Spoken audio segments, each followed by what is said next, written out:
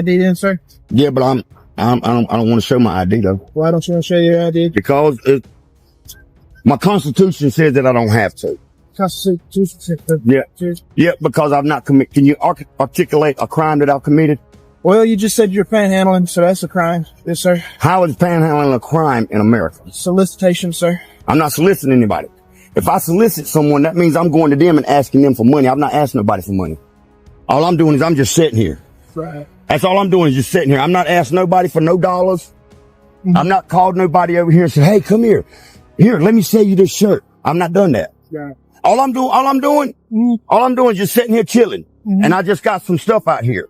Now, if somebody wants to come by here at a particular time and buy something, that's different. Right. But as far as me soliciting them and telling them, hey, look, come in, let me sell you something. I'm not doing that.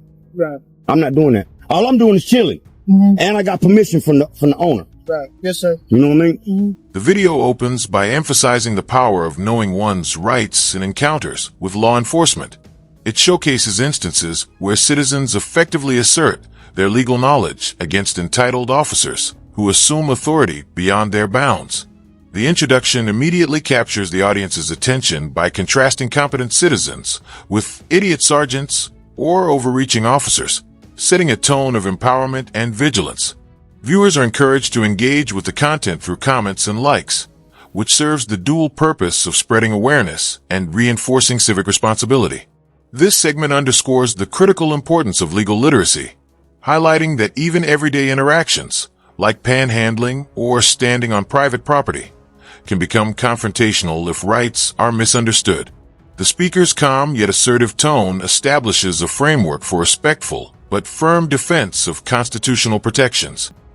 So, like I was saying, you do have to have a vendor's permit and operate inside the city. I'm not selling nothing. Right. That's the thing. All I'm doing is sitting here chilling. Right. You know, who's to say I'm selling this here? I could be giving these away. Mm-hmm. I don't have no for sale sign up. Mm-hmm. You feel what I'm saying? Yeah. I mean, listen. Yeah. I read my law. Mm-hmm.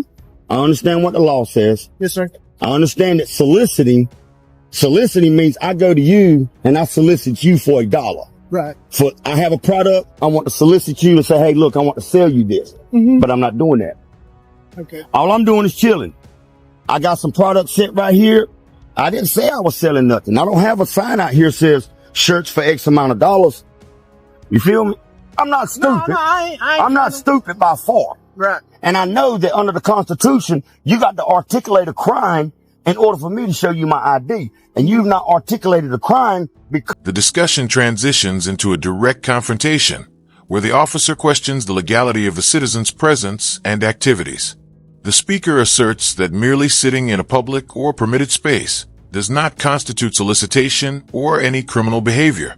The extended commentary here emphasizes the importance of distinguishing between perception and the letter of the law. Officers often rely on assumptions, such as equating any street activity with criminal intent, which highlights the need for citizens to be well-versed in legal definitions. By calmly explaining the difference between sitting and soliciting, the speaker educates viewers on their rights to occupy a space lawfully, without undue interference. This segment also underscores the need for the police to articulate specific crimes, rather than relying on vague claims. Cause I'm not soliciting. You ain't seen me sell nothing. Right. All you seen me do, Locke, is just sit here and chill. Mm-hmm. And not only that, I have permission from the owner to be out here. Right. Now, if you would have come up here and told me, hey, look, man, owner said they're trespassing you, I can't do nothing but pack up and leave. Because if I'm trespassed, I can't be here. But if I ain't breaking no law, there was no reason for this conversation to never happen. Listen, brother, I'm not trying to argue, and I'm not saying that I'm just telling you, I was actually just sent out here. To be honest with you, brother, I was sent out here. Okay, would you tell the town that, hey, look, the silverback said he's just chilling. Mm-hmm. We ain't seen him sell nothing. Mm-hmm. He ain't out here vendoring to nobody. He's not soliciting nobody. So, I've not broken no laws. Right. But I'm just letting you know, what you're saying, you're not acting as a vendor. Yeah, tell the police department up there, tell them I appreciate them. Here, the citizen emphasizes that he has the property owner's permission to be present, reinforcing that consent from the rightful authority is a critical legal safeguard. The officer struggles to justify his request for ID, revealing gaps in knowledge and procedural understanding. The commentary stresses the legal principle that identification should only be demanded under clear statutory authority, and that citizens are not obligated to volunteer personal information absent probable cause. This part highlights the practical application of constitutional protections in real-life scenarios. It also teaches viewers that remaining calm, informed, and respectful can prevent escalation while firmly defending one's rights. By pointing out these nuances, the speaker models a strategic, legally grounded response to overreach. Tell them I appreciate your service. Tell them I appreciate you coming out checking on me, make sure my health was all right and everything. But tell them also this, that until I break a law, I prefer not to have no more conversation with the town department. Yes, sir. I appreciate you a lot. See, now that's how, when you know your law, when you know the Constitution, that's how you handle the police.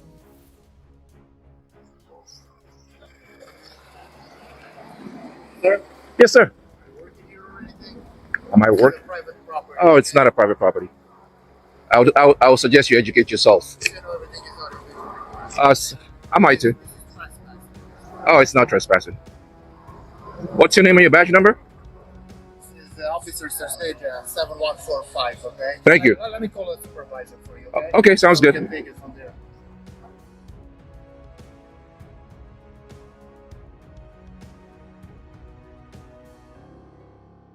The conversation intensifies around the concept of solicitation versus passive presence, with the citizen meticulously explaining why his actions do not meet the legal definition of a crime. This commentary illustrates how clarity of thought and understanding of statutory language can disarm overzealous officers. By citing specific actions and intentions, the speaker underscores the importance of demonstrating knowledge of the law in real-time encounters. This segment also teaches viewers that documenting consent and ownership of property is an effective strategy for protecting oneself against false allegations. The careful distinction between active solicitation and mere presence becomes a key teaching point, reinforcing the need for legal literacy in everyday public interactions. It's right here on my, What's the badge number? it's right here on my shirt. I can't. Can you? 2435. You got it. Thank you. So what do we need today? Nothing much. Just gathering content for a story. That's For a all. story? Yes. Okay. Yeah, that's it. I don't have any ill intent or. I'm You know, sure. I yeah. understand that. I mean, he thinks this is a private property. This is private property. How He's is correct. it private property? Because this is a police station. This is a private lot. How is it a private lot? The police station is a public entity. Public building, but yes, Yeah. there's certain areas where you can and cannot go. You understand? It's a private lot. So like, if the officer tells you that you're not supposed to be here, if you don't have any police business, you don't have any business here, then yes, you technically will be trespassing. That's not how it works. This is a public space. Oh, I'm sorry. Every member of the public has a right to be here to observe what you do, Yes. what you do. The video shifts to a discussion of public versus private property, as the officers attempt to assert control over a space claimed to be private. The citizen challenges this claim, referencing precedent and basic public access rights. The commentary here emphasizes the critical distinction between public observation of government employees and restricted areas. Viewers are educated on the principle that transparency is protected under constitutional law, particularly when documenting public officials performing official duties. The interaction demonstrates how citizens can assert their rights to access while remaining non-confrontational but firm. By demanding supervisor involvement and clarifying legal standing, the speaker models accountability enforcement and civic awareness.